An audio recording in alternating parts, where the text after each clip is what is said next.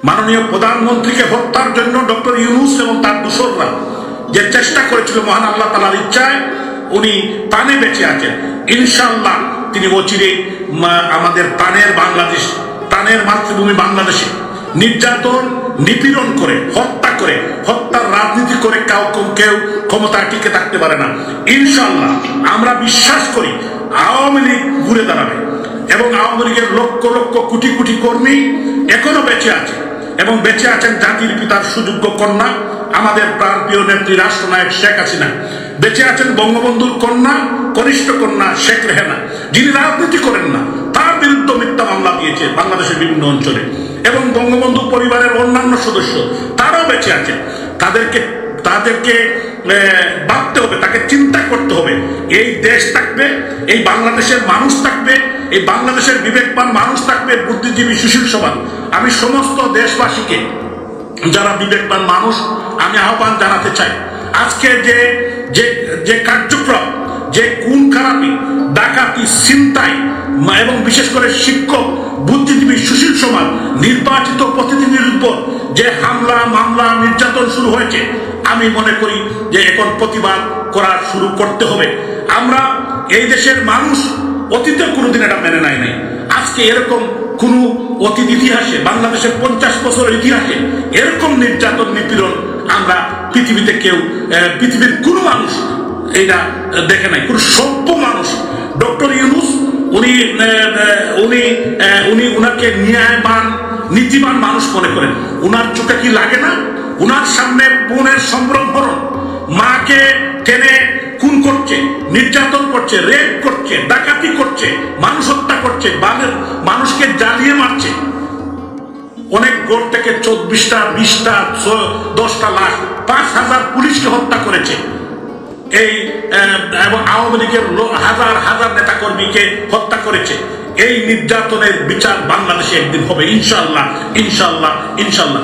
আমি সমস্ত দেশবাসীকে এবং বিশেষ করে যারা দেশের বাইরে আছেন সবাইকে আহ্বান জানাবো, আমাদের মাতৃভূমি আজকে আক্রান্ত, বন্যা আক্রান্ত, সেই বন্যার্ত মানুষের পাশে বঙ্গবন্ধু কন্যা শেখ হাসিনা, উনি এখনো দেশের প্রধানমন্ত্রী, উনি রিজাইন দেন নাই, উনাকে জোর করে হত্যা করার জন্য গণভবনে ঢুকে আপনারা দেখেছেন কি করেছে।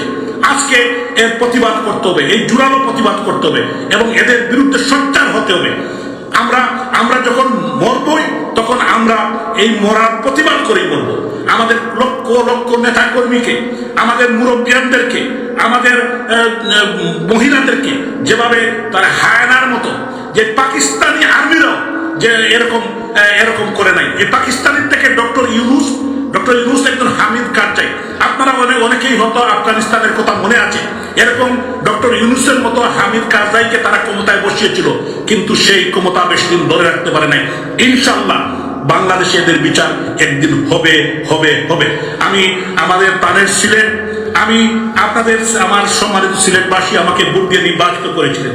আমি জানি আপনাদের এই সন্তান, আপনাদের জন্য আমি কিছু করতে পারি নাই, কিন্তু ইনশাআল্লাহ এই মাটির জন্য, এই মাটির, সিলেটের মাটির জন্য, হযরত শাহজালাল শাহপুরানের পুণ্যভূমি, এই সিলেটের মানুষের জন্য আমি আমার জীবন পর, আমি আমার পরিবার, আমি কাজ করে যাব। এবং আপনারা আমার জন্য দোয়া করবেন। যারা আমাকে হত্যা করতে চেয়েছিল, আমার উপর মিথ্যা মামলা দিয়েছে, আপনারা আমি সিলেটের আমার যারা আপামর জনগণ, সিলেটের বিবেকবান সাংবাদিক, বুদ্ধিজীবী, অন্যান্য দল যারা করেন, আমি কারোর প্রতি কোনোদিন কোনো অন্যায় করি নাই। আমি নির্বাচিত প্রতিনিধি হিসাবে, আপনারা আমাকে ভোট দিয়ে নির্বাচিত করেছিলেন, আমি যতদিন চালিয়েছি আমি সবাইকে নিয়েই চালিয়েছি। আজকে আমার বিরুদ্ধে চাঁদাবাজি, মার্ডার, যত ধরনের মিথ্যা মামলা আমার বাড়ি চালিয়ে দিয়েছে।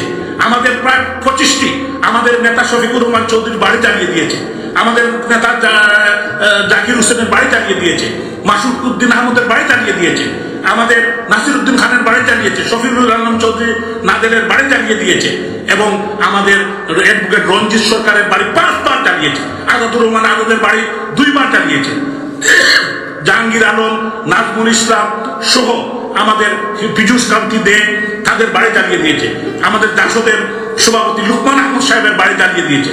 আজকে বিবেককে, আপনারা এই বিবেকের, সিলেটে তো কোনোদিন এই কালচার ছিল না। মাহা একটি শাড়িঘরকে লুটপাট করেছে, কোটি কোটি টাকার জিনিস দিয়েছে। এটা কারা করেছে? আমি সিলেটের বিবেকবান মানুষের কাছে আজকে প্রায় 3000 দোকান লুট করা হয়েছে, আর অসংখ্য বাড়ি আফতাব হোসেন খান আমাদের স্বেচ্ছাসেবক লীগের প্রেসিডেন্ট, তার বাড়িকে জ্বালিয়ে দেওয়া হয়েছে। তো আমি বলতে চাই, এরা কারা? এরা কি চায়? এই দেশকে কি তারা ধ্বংস করতে চায়? এই দেশ মাননীয় প্রধানমন্ত্রী রাষ্ট্রনায়ক শেখ হাসিনা জাতির পিতার কন্যা, উনি এই দেশকে একটি পর্যায়ে নিয়ে এসেছিলেন। আজকে এই আমাদের যে সুন্দর আগামীর বাংলাদেশ, সেই বাংলাদেশকে এই হামিদ কারজাই ডক্টর ইউনূস ধ্বংস করে দিয়েছে। আজকে গণতান্ত্রিক মনা রাজনৈতিক দল সবাইকে আমরা আহ্বান জানাতে চাই, সবাই কিন্তু ঐক্যবদ্ধভাবে এই হামিদ কারজাইয়ের বিরুদ্ধে রুখে দাঁড়াতে